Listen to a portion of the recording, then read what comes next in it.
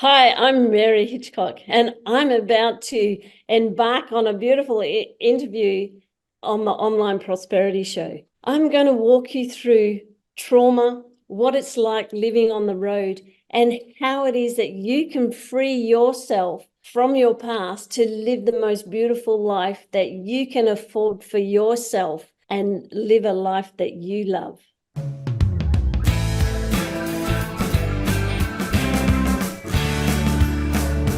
Ladies and gentlemen, welcome to yet another exciting episode of the Online Prosperity Show. I'm your host, Prosper Taruvinga, and today we've got the incredible globetrotter, must I say, Mary. Mary, how are you doing today? Hello, good morning to you and all your listeners. I'm doing amazing, amazing. Life Ab- is just wonderful. Absolutely, and we're going to be hearing all about, all of that, and people are starting to wonder why I've called you a globe trotter. So it's a good thing we stopped you while you were not driving today. Tell us a little bit about where you are currently and how you're traveling. Well, I am traveling full time in a motorhome. So I live in a motorhome. I travel around Australia, going wherever it is that I want to go. I have a different backyard every day, so I can choose whether I have beautiful cliffs or ocean to rivers to forests to whatever it is that I choose to wake up to every single morning. And I've been doing that since 2020, and I love it. I love just being able to go where my heart tells me where to go and what direction. So one of the biggest decisions that I have to make in my life is, do I turn left or do I turn right at the next T junction? What a hard choice. What a hard choice. And it's a pity these days we've got GPS. So are you actually opening your eyes or closing your eyes while you drive? Because some roads are just straight in Australia when you're just driving through. I just click in and go left or right, right. So there I turn. I turn right. Hard choice. Absolutely. Absolutely love that. And for those that are getting all jealous about Mary's lifestyle, let me tell you a little bit about what it is that she does. She's not only just traveling around, but she's actually on a mission to help people break free from the constraints of childhood trauma and living a more fulfilling life. Now, the fact that she's living a life of her own dreams, wouldn't that be a perfect person to learn from? So many coaches out there are just talking from not lived experience, but from a textbook or having walked through the calls of some guru that they would have watched on the weekend. But Mary is living, what she teaches, and she practices what she teaches, and she's a passionate advocate for unwinding emotional patterns within the body, and has studied with renowned experts like John DeMartini, Gabor Mate, Peter Lavin, and we just feel like we're in the midst of celebrity here, just unveiling everything else that has to do with Mary. Now, Mary's also an animal communicator, so I'm not quite sure if she's been talking to the dingoes on her way around Australia, and she's also connecting people with the nature around them. So if you're tired of your concrete jungle and fake and lights, find out how Mary can be of actual help. And I think what she's doing is one of the things that I would love to do later on in life. So today, let's just dive into her journey, learn from her a little bit, and also find out strategies for her business growth, personal shifts, and a lot more. Now, Mary, I could go on and on and on, and if I was an engine, I'll be running out of petrol by now. Just tell us a little bit about yourself and why you actually chose the life you're living right now. Well, it's interesting choosing the life being on the road. When I was growing up, I had an absolute fear of being homeless. It was a driving force for me of being homeless. And then when I looked back and recognized what that fear was it I was living in the ideals of society of what a house looks like. The four walls, the white picket fence, the mortgage, all of those sorts of things, and recognized that it was my mother's and father's ideal of where we should live, what proved successful. And during growing up, we moved 26 times because of my father's work. And so I already had a little bit of gypsy in me. And when I recognized that I don't want the four walls, I don't want to be in that standard society of what success looks like. And it came to the fore when my last child moved from home. I thought, I'm just going to be me. I'm going to embrace me. And it's been the best thing I have ever done, simply for the fact that I've recognized within myself, having had lots of childhood trauma and lived experience of trauma, I've recognized that so long as I am who I am, comfortable with who I am, I'm always home no matter where I am. Fantastic. I quite like that because home is where the heart is, right? It's not necessarily, where the fence is or the 2.5 rooms or whatever it is that we call these days. And I think it's a lot of luggage, having all of this dangling on top of us, the mortgages, the expectations, and don't tell them, my neighbors, and having to deal with that. But for you pick and choose who your neighbors are. It could be a tree, it could be a river, or it could be people. Now, what's the experience been like since you started traveling? Well, I'd just like to go back on something that you said about the luggage. So with me, I moved from a 3-bedroom home full of stuff. It was just full of stuff. And I had to get rid of the stuff to move into a motorhome. And what I've recognized is all the stuff that we carry or all the stuff that we have in our houses, we have to tend it. We have to look after it. We have to dust it. We have to shift it. We have to water it. We have to, whatever it is, it needs tending, whether it be boxes in the garage and, it's a reminder of the past that still needs tending too. And once we can look at the luggage or the baggage that we carry and remove it internally from ourselves, remove our past, being able to just love our past and our participation in that, no matter what that looks like for anybody, it's so much freer. I have actually cleaned out my van 4 times of stuff. So I live very minimalistically now because there is no stuff, because I have everything that I need. And, home is where the heart is what you said. And the heart is within us. So when we're at home in our heart in us, we are truly home. Truly home. Fantastic. I sort of concur with you, and I viscerally believe we are putting ourselves in a lifetime jail, even though we are free to walk. Because, like you say, all the things that we have in our garages, all the things that we have to look after them, and we literally have to pay for them to be insured, just in case somebody comes and takes our stuff. And I can only imagine we're all sleeping with one eye open just so that we make sure our stuff is safe. Now, don't you miss that? Not at all. Not at all. I don't.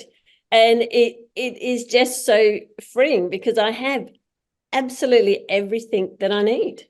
Everything. All in one space. Nothing more, nothing less.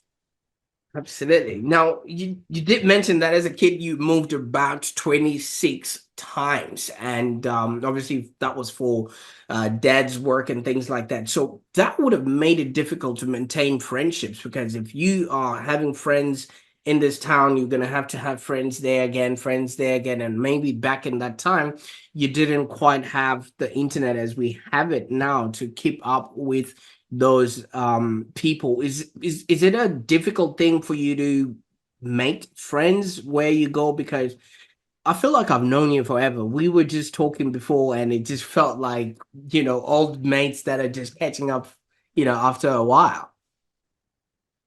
And that's a great question, because I found it really difficult as a child to make friends. I was very much a shy introvert person, couldn't make friends because there was no point in making friends because we would be moving. So we just had to do what it was that we had to do to maintain our sanity and sort of be the good girl while we were in that town. And my father had a high standing job when you look at it back in those days. So we had to be good. So we learnt to be good. We learnt to play by the rules. And by playing by the rules, dare I say, it made me rebellious. And my rebelliousness is what allowed me to survive through that, always testing boundaries, always testing where I can push a little bit harder or not push a little bit harder, but sort of maintaining what are the rules that society expects of children of my father's standing. So we didn't make friends. Wow. Wow. I can only imagine because, I've traveled around Australia a little bit, and, when you rock up in a campsite, everyone is in the mood to talk. They want to share their stories and things of that nature. So because you are aligned, but it's not the same when you're in the cities, man. Like, I usually just try and strike a conversation with people at a traffic light, and everybody just looks at me as if they've seen a mad person. Like, you wouldn't be able to live the way we live now, would you? No, no. And it's interesting you say with the city. I had the opportunity to go into Perth City. I have a beautiful friend that lives in the city in itself. And so I went and visited her, and I went for a walk around the river because she lives near the Swan River. And I went for a walk along there, and I am Miss Have a Chat. Good morning. How are you? How's your day? As I walk along and try and engage people just in conversation. Not one person spoke to me. Not one person said hello, good morning. They were so busy getting where they were getting, even whether they'll be running, walking their dogs on a push bike. Not one person. And in that moment, I would have to say I felt the loneliest that I have ever felt in my life, in a city full of people, and nobody had the time to engage and just say good morning. And I spoke to my friend about that and said how incredibly lonely that walk felt me. And she goes, no, they're really friendly around here. And she went for a walk. So she tried a Mary and went to say hello. And she said, you're right. Nobody says hello. And it made me wonder how many lonely people are out there that just need a hello, how's your day? All the time for conversation, just how's your day? Man, I can only imagine. You see, yeah, the reason why this all resonates with me is because I was brought up in an African village. And, the statement that it actually takes a village to raise a kid, we would go for days, or not days, for hours out. And, if you were near somebody's house and they made lunch at that time, you could just eat there. And, it was just communal, because that would also happen to their kids if they were on our other side of town and lunch would be served or whatever it is. The kids would just show up, wash their hands, and start eating. And that's just how it is. And when I rocked up here and I was putting my bins out the other day and just started chatting with my neighbor felt like they wanted to jump into the bin and just be taken away by the gobblers than to talk to me. And I was like, whoa, this is something else. Now, would you think that sort of stems from either lessons from the parents, stranger danger, or could it be why you then became passionate about helping people break free from childhood traumas? So I went through a lot of trauma as a child. And interestingly, what has made me passionate about communication and the quality of questions that we ask one another, and looking at the communication of self, is I had a large trauma prior to the age of 2, and also in utero trauma. And when you look at up to the age of 2 years of age, we don't have language. We don't have the ability to be able to express what happened to us, because there is no language form, because we don't get our language as a child. It starts coming in at around the age of 2, 2.5, 3, where we can have a semblance of a conversation, but we cannot express how we feel. We cannot express. So a lot of the times we get quite mute inside and not being able to express. And when people go, well, tell me what that was like for you as a child, let's talk about it. You can't. There's no language in order to express what it is that you experienced.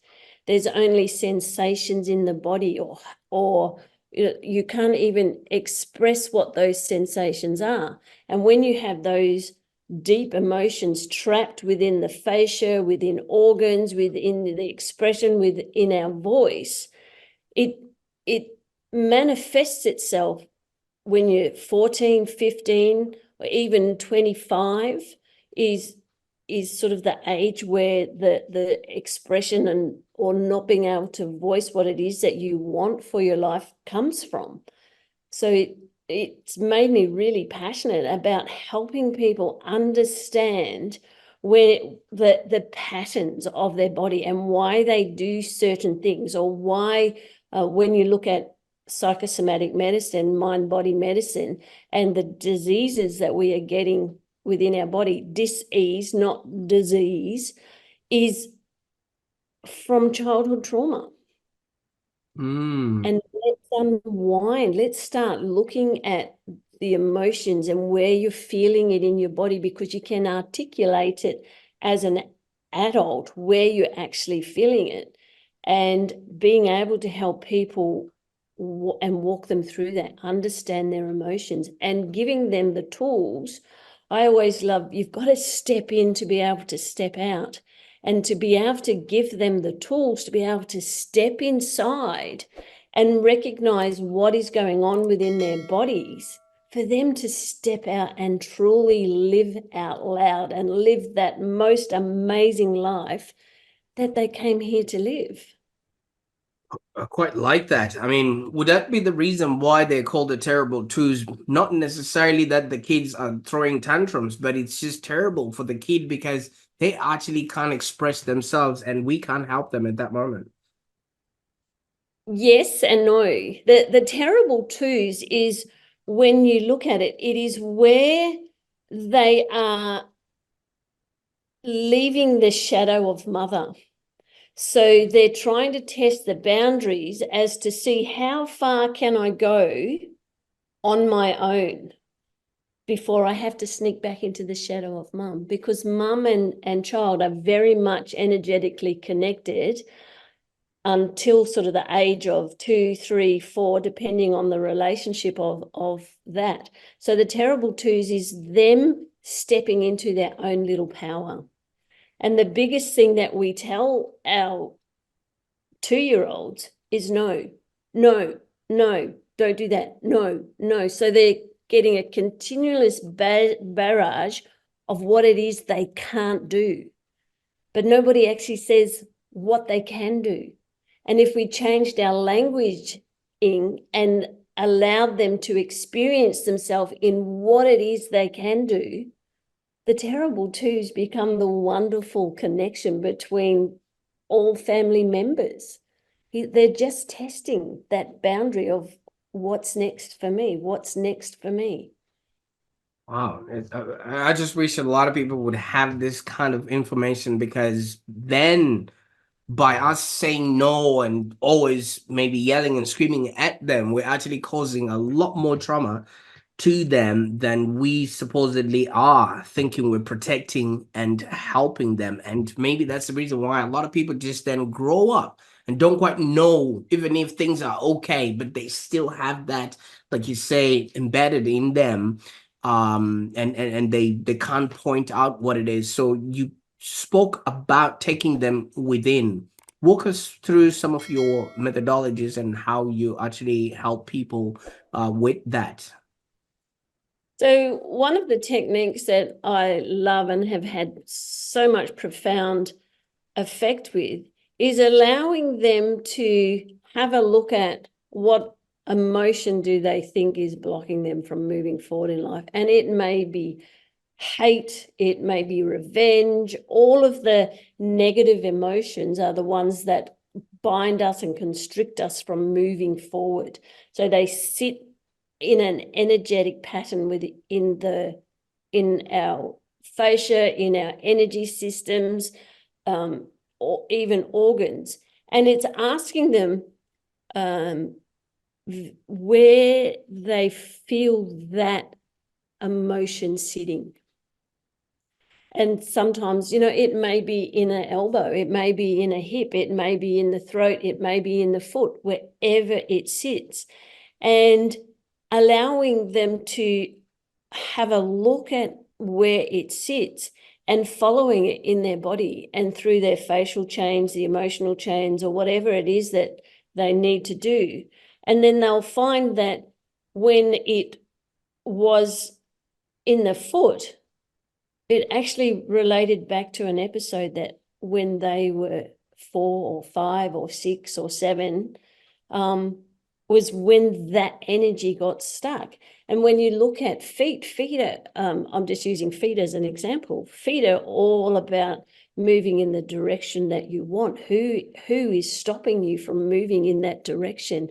Who is stopping you from embracing what it is that you want in life? So, if it's the right side, it's either sort of present, left side is past, but the right side is when you look at the masculine authority figure. So is that the masculine of myself, or is it father, grandfather, uncle, or or teacher? Who is the masculine authority figure that is stopping me from moving forward, and working out all the dynamics between all the relationships between what happened in that event, and gaining the wisdom from that. So there's a balance of both wisdom from that event and trauma. Let's move out of that trauma and see what the wisdom is. And if they were having feet problems, they just disappear like magic. Quite like that, because so much, like you said, it's dis-ease. We harbor, hate, anger, or like that trauma in certain parts of our body, and we then just end up just getting medicated for things that really need us to just sit down and take that sort of journey. But I'm actually intrigued, Mary. Obviously, when you're growing through life and you're doing stuff, maybe you did mention you went on and had a family and things of that nature. When did you notice that you probably needed to take that journey? I'm not talking about the journey you're on right now. I'm talking about the journey within. The journey within. I've been interested in health for a long time, because I was a qualified equine manipulative therapist for 30 years. I've worked with horses, looking at back pain, muscular pain, and can read energy of horses, the energy of the horse and their rider, and what's going on between the two as to why the horse isn't progressing where it needs to progress. And I recognize that I would have to say 90%, 95% of the horse's issues are human related. And for me to be able to help horses live a better life, I had to find out what was going on with humans. What was their problem? Where were they stuck? Where weren't they moving forward? And interestingly, what was the catalyst for me when I was 45? A friend was telling me just a story of something that happened between her son and his daughter and a group of friends. It was just a story, but it pinged me so much that it brought out a trauma in me, and I was virtually comatose for 4 days in my bed, curled up in the fetal position. And I went and saw a psychologist, and he explained to me that I had complex PTSD from childhood, and it made me feel I'm actually normal. I just have to deal with what it is that I have to deal with to be able to survive. So then when I started looking into it further, I was stuck in the pattern of a 12-year-old. So because I had a big trauma at the age of 12, and I never progressed from that childhood trauma, and I was stuck as a 12-year-old. So I've apologized to my children for many times, that recognizing that I was a 12-year-old in an adult's body raising 3 children. And I look back now and go, man, how did they survive and become the most amazing people they were? So for me, it was the discovery of self, the discovery of trauma, the discovery of how it is that we can look at our past and grow through that, and the unsticking of that for us just to be beautiful souls and look at the stories that we tell ourselves. And the biggest stories that we tell ourselves is I'm worthless, I've no validation, I'm useless. And we tell ourselves over and over and over that same broken story. Let's change the story. Let's have the communication between selves and allow us to start appreciating the beautiful stories we can tell ourselves, have that deep communication with ourselves, and move forward and look at the language that is being used. Wow. Wow. I'm just thinking to myself here, if you were in that holding pattern of the 12-year-old, 12 is such a year that is a very difficult year for a lot of people. First of all, you're not a baby anymore, but you're not a teenager.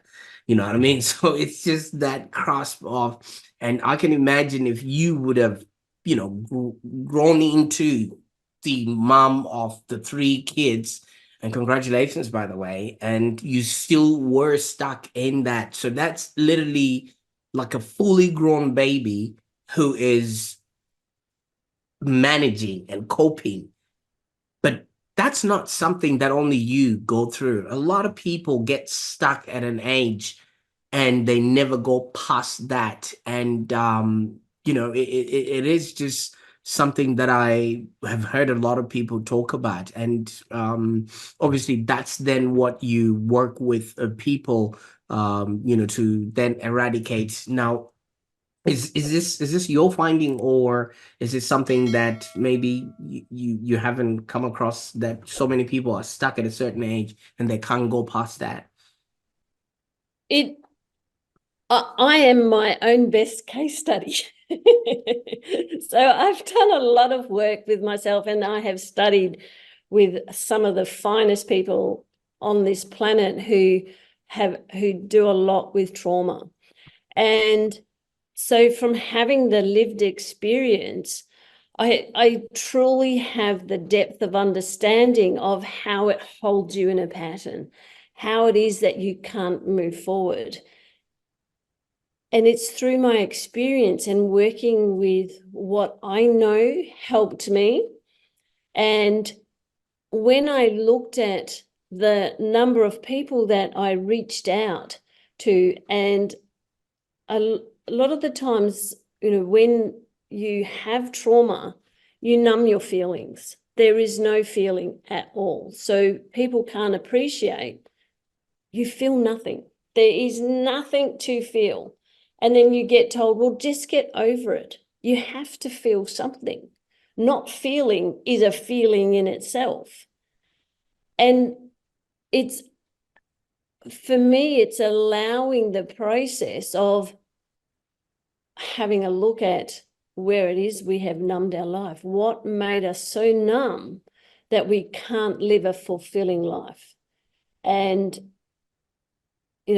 some people go, oh, Mary's this or Mary's that. And not recognizing that, for one, I never made friends as kids. So, for a long time, I didn't know how to be a friend to people. It's a learned experience. I never had that experience. So how can you be a friend? I didn't know how to. And I feel a lot of the times when with the 12 to the 14 to the 15-year-old, that is a pivotal time and peer pressure of them trying to find themselves as moving out of a child realm into becoming a man or becoming a woman. What does that look like for them? So they're scrambling to find what is a man, what is a woman.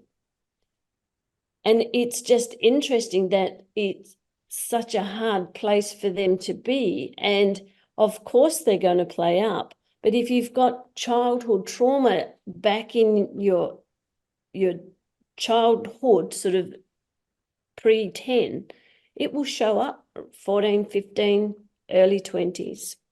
In my experience, this is in my experience. It may not be that for everybody. And when we look at mind-body medicine, if somebody came to me and said, I have a hip issue or whatever it is that they have, looking at what is going on in their body for them, it will always, for me, relate back to a trauma or an accident or something that happened 10 years prior. And it takes the body 10 years in which to process the emotional component and the tissue, the facial component, for it to manifest in 10 years' time. So you can all look back and go, oh, well, I actually fell off my bike when I was 10, broke my leg, did this, or whatever it was, and whatever the trauma is. Or you can just see their face sink going, yeah, there's something there. They don't necessarily have to tell me, but it in the recognition of that starts the unwinding phase for them. Absolutely. You can't tame what you can't name. So obviously, if you want to really correct that past trauma, then obviously you got to visit it. And depending on the reason it becomes a trauma is because we're trying to mask it. And the more we mask it, we don't want to feel that pain or go through that same thing again. And still around the 12th year mark, when you're in marketing, they always advise to write at a 12-year-old level, because that's when a lot of people stop actually learning. But you didn't do that. You studied with some of the most incredible minds and some of the people that have filled up my bookshelf, DeMartini and the like. Now, how have these sort of experiences now shaped your approach to the work that you're doing?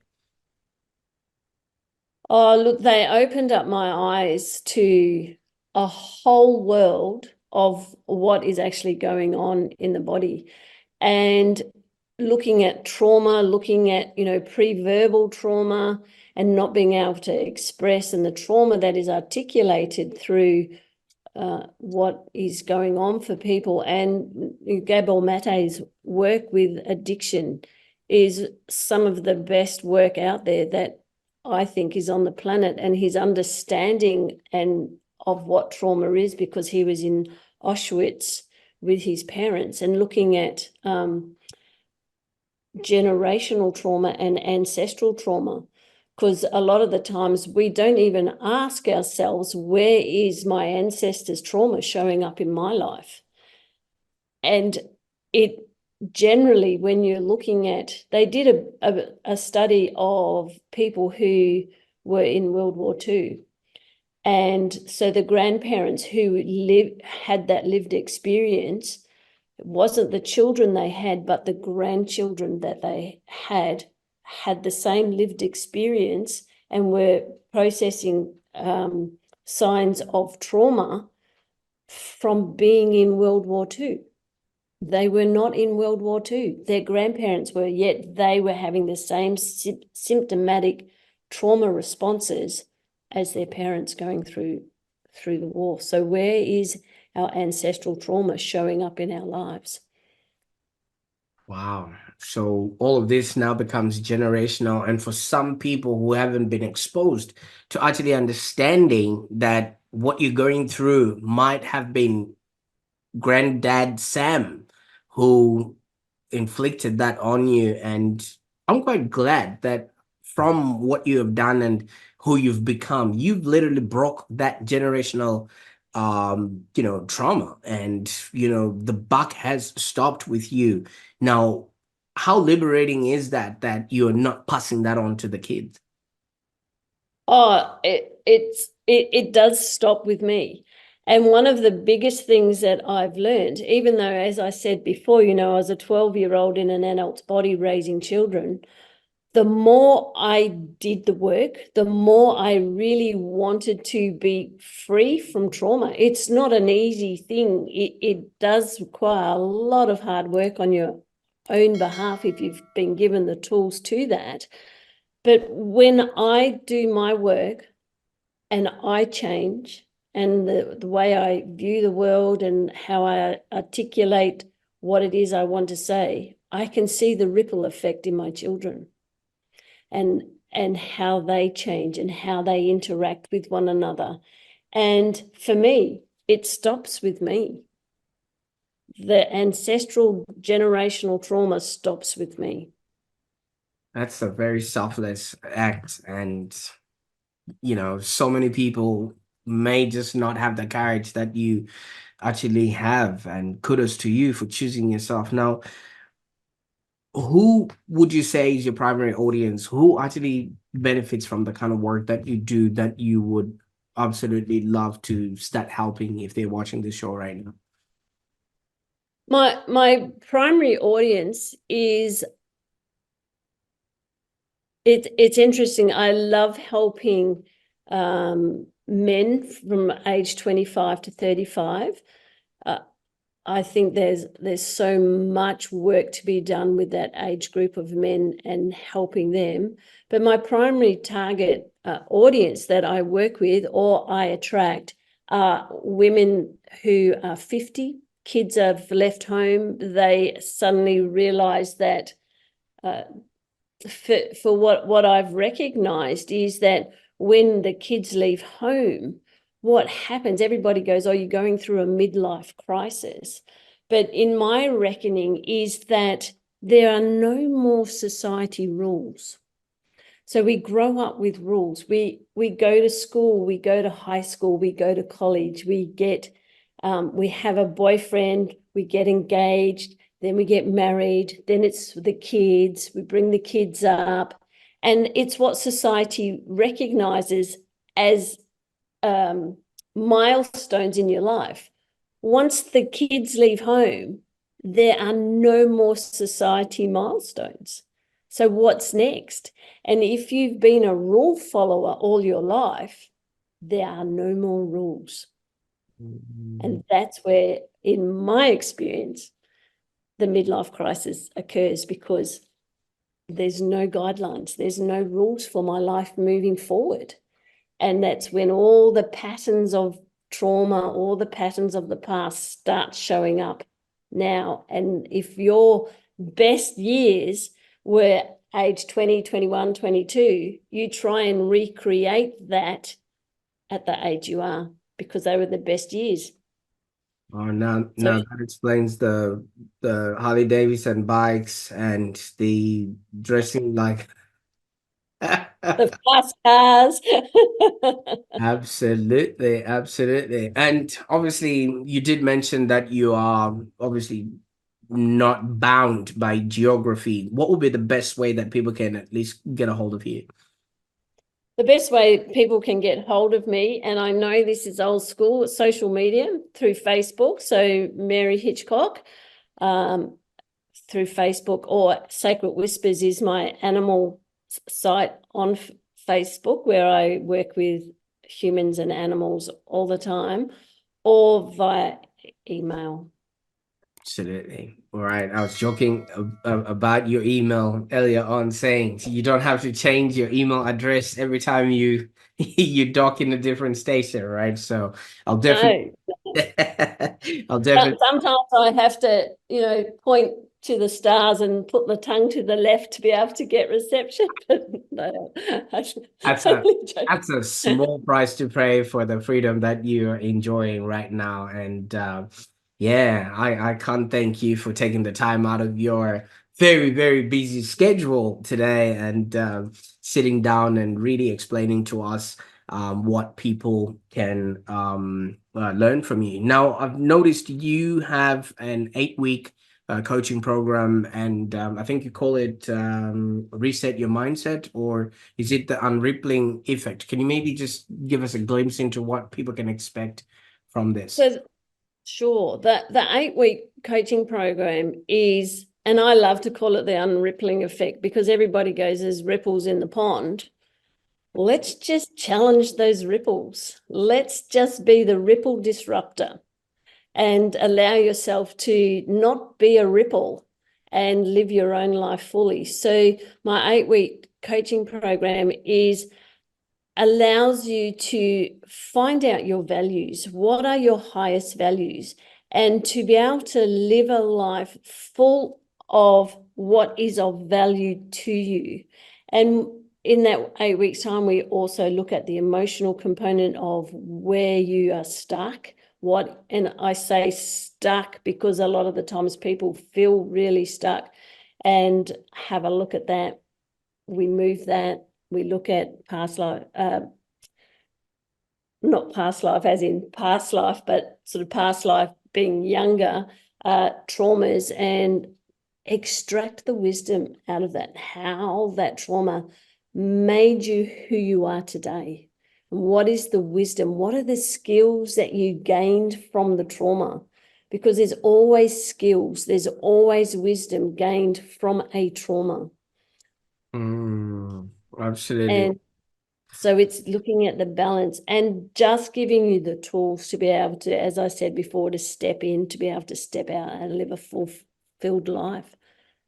Absolutely. Now, Mary, I know you've done the work and you've, gone past everything else that might be, limiting you to move forward, and which not a lot of people have done. I just wanted us to go back to that time when you were 12, and you're just been through that accident that you went through, and you may have come across a coach or an older person who would have held your hand and told you that things will be okay. What would you have wanted that 12-year-old Mary to have heard, especially from you, knowing what you know now about yourself?